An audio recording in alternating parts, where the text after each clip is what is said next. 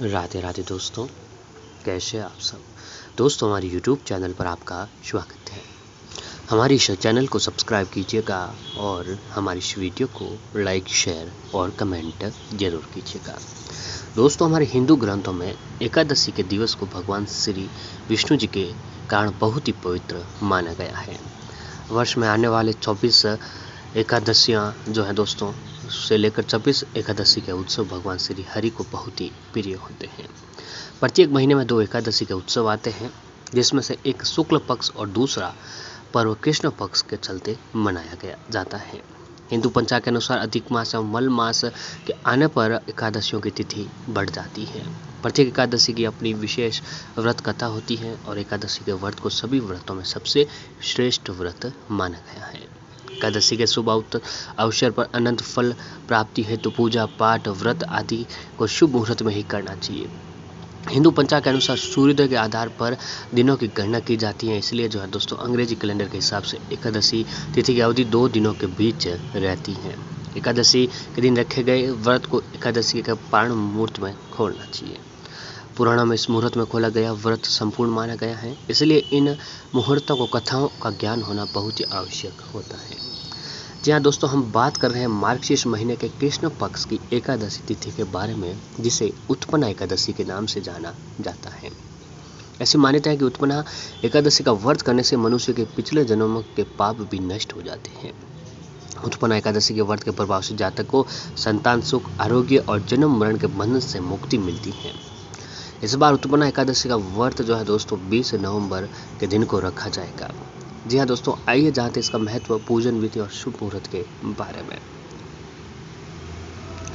दोस्तों, आमतौर पर जब एकादशी का व्रत रखना होता है तो वो किसी भी शुक्ल पक्ष की एकादशी से इस व्रत की शुरुआत जो है कर देते हैं, लेकिन वास्तव में एकादशी व्रत की शुरुआत उत्पन्ना एकादशी से ही करनी चाहिए। इसे पहली एकादशी माना जाता है। मार्गशीर्ष महीने की कृष्ण पक्ष की एकादशी तिथि 19 नवंबर को सुबह 10:29 से लेकर 20 नवंबर को सुबह 10:41 तक रहेगी, जबकि एकादशी व्रत का पारण का समय जो है दोस्तों 21 नवंबर को सुबह 6:40 से लेकर सुबह 8:47 तक का रहता है। क्यों है खास उत्पन्ना एकादशी सभी एकादशी तिथियों में से, उसके बारे में जो है दोस्तों जान लेते हैं। दोस्तों, व्रतों में सर्वाधिक महत्वपूर्ण व्रत एकादशी का व्रत होता है। एकादशी का नियमित व्रत करने से मन की चंचलता समाप्त होती है, धन और आरोग्य की प्राप्ति होती है, हार्मोन की समस्या भी ठीक होती है, मनोरोग दूर होते हैं। उत्पन्ना एकादशी का व्रत आरोग्य, संतान प्राप्ति, मोक्ष के लिए किया जाने वाला व्रत है। ये व्रत रखने से हर प्रकार की मानसिक समस्याओं को भी जो है दोस्तों दूर किया जा सकता है।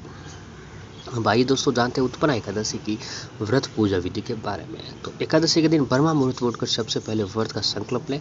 नित्य क्रियाओं से निपटने के बाद भगवान की पूजा करें, कथा सुने। पूरे दिन व्रती को बुरे कर्म करने वाले पापी दुष्ट व्यक्तियों की संगत से बचना चाहिए। जाने अनजाने में हुई गलतियों के लिए हरि से क्षमा मांगे और द्वादशी के दिन किसी ब्राह्मण को भोजन कराएं और दान दक्षिणा देकर व्रत का समापन और पारण करें। उत्पन्ना एकादशी व्रत के नियम क्या है कि दोस्तों उत्पन्ना एकादशी का व्रत 2 तरह से रखा जाता है। ये व्रत निर्जला और फलाहारी या फिर जलीय ही रखा जाता है। निर्जल व्रत को स्वस्थ व्यक्ति को ही करना चाहिए, अन्य लोगों को फलाहारी जलीय व्रत रखना चाहिए। इस व्रत में दशमी को रात में भोजन नहीं करना चाहिए। एकादशी को सुबह श्री कृष्ण जी की पूजा होती है और इस व्रत में सिर्फ फलों का ही भोग लगाया जाता है। इस दिन केवल जल और फल का ही सेवन किया जाता है। दोस्तों, इस दिन जो है भगवान हरि विष्णु जी को जो है प्रातःकाल पति पत्नी संयुक्त रूप से श्री कृष्ण जी की उपासना कर उन्हें पीले फल, पीले फूल, तुलसी दल और पंचामृत अर्पित करें। उसके बाद जो है दोस्तों भगवान श्री हरि विष्णु जी के मंत्र का जाप करें। मंत्र है ओम नमो भगवते वासुदेवाय नमः, या फिर दोस्तों इस मंत्र का जाप करें। अगला मंत्र है दोस्तों, इसके बाद संतान गोपाल मंत्र का जाप जरूर करें। मंत्र है ओम कलीम देव की सुत गोविंद वासुदेव जगतपते दही में तनय हम कृष्ण तवामह शरणम गता। पति पत्नी एक साथ फल और पंचामृत ग्रहण करें। दोस्तों, इस मंत्र का जाप करते हुए भगवान श्री कृष्ण, भगवान श्री हरि विष्णु जी की पूजा आराधना करें। अब साथ ही दोस्तों आज के दिन जो है अपने घर पर, अगर आपके घर की आर्थिक स्थिति ठीक नहीं है, आप खूब मेहनत करते हैं, फिर भी जो है दोस्तों आपको जो अपनी मेहनत का फल नहीं मिल पा रहा है, या फिर आपके बने बनाए कार्य अटक रहे हैं। कई बार दोस्तों ऐसा होता है कि हमारी कुंडली में ग्रह दोषों के कारण जो हम मेहनत करते हैं, फिर भी जो है दोस्तों कई बार जो हमें हमारी मेहनत का फल नहीं मिल पाता, या फिर हमारे बने बनाए कार्य जो है दोस्तों अटक जाता है। तो ऐसे में अगर आपकी ऐसी कोई प्रॉब्लम है तो दोस्तों आप एक काम ज़रूर करें कि आप आज उत्पन्ना एकादशी के दिन अपने घर पर कुछ खास उपाय ज़रूर करें। जी हाँ दोस्तों, हम आपके लिए कुछ ऐसे ही खास उपाय लेकर आए हैं जिसे अगर आपने उत्पन्ना एकादशी के दिन कर लिया तो फिर देखिए दोस्तों जीवन में दिन दुनी और रात चौगुनी आपको तरक्की देखने को मिलेगी। दोस्तों उपाय बहुत ही प्रभावशाली है, लेकिन पूर्ण निष्ठा और विश्वास के साथ इस उपाय को जो है दोस्तों आपको करना चाहिए। तो उपाय के तहत दोस्तों आपको क्या करना चाहिए दोस्तों, एक गाय से जुड़ा हुआ उपाय है। गाय से, जी हाँ दोस्तों, गाय से जुड़ा हुआ उपाय यह आपके जीवन की हर प्रकार की परेशानी को दूर कर देगा। उपाय बहुत ही प्रभावशाली है, इसका लाभ जो है, इसका परिणाम जो है दोस्तों में अति शीघ्र देखने को भी मिल जाता है। तो दोस्तों उपाय के तहत आपको सबसे पहला क्या करना चाहिए कि एकादशी तिथि के दिन जब आपने व्रत रखा है तो आप अपने घर पर रोटी वगैरह बना रहे हो, खाना बना रहे हो, तो दोस्तों हमेशा इस बात का ध्यान जरूर रखें कि घर का जो पहला भोग होता है वो हमेशा अग्नि भोग होता है। तो घर की पहली रोटी जो है दोस्तों अग्नि देवता को आपको चढ़ा देनी है। तो पहली रोटी अग्नि देवता को चढ़ा देनी। अब घर की जब दूसरी रोटी आप बना रहे हैं तो दोस्तों दूसरी रोटी जो घर की बन रही है उसे गाय के नाम से लगा आपको रख देनी है, क्योंकि दूसरा भोग जो हमेशा दोस्तों गाय का भोग होता है। तो दूसरी रोटी आपको गाय के नाम से अलग रखते हैं।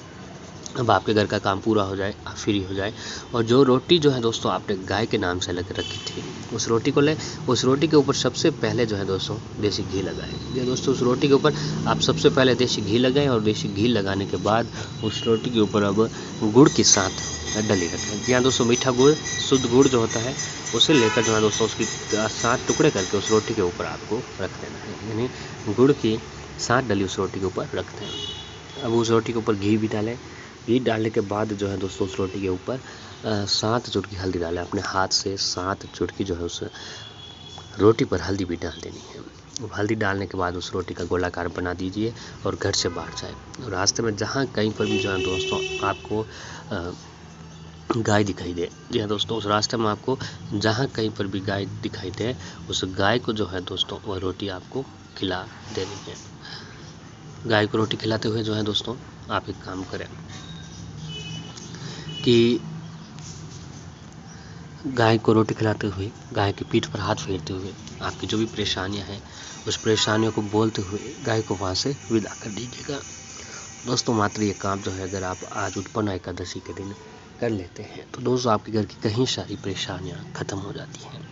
घर में जो भी कष्ट है, संकट है, परेशानी है, दोस्तों इस उपाय को करने से हर तरह की परेशानी खत्म हो जाती है और भगवान हरि विष्णु जी की कृपा, माता लक्ष्मी जी की कृपा हमारे ऊपर बनने लगती है। घर में जो भी कष्ट है, संकट है, परेशानी है, दोस्तों इस उपाय को करने से हर तरह की परेशानी, हर तरह का संकट खत्म हो जाता है। घर में दिन दुनी और रात चौगुनी जो है दोस्तों हमें तरक्की देखने को मिलती है।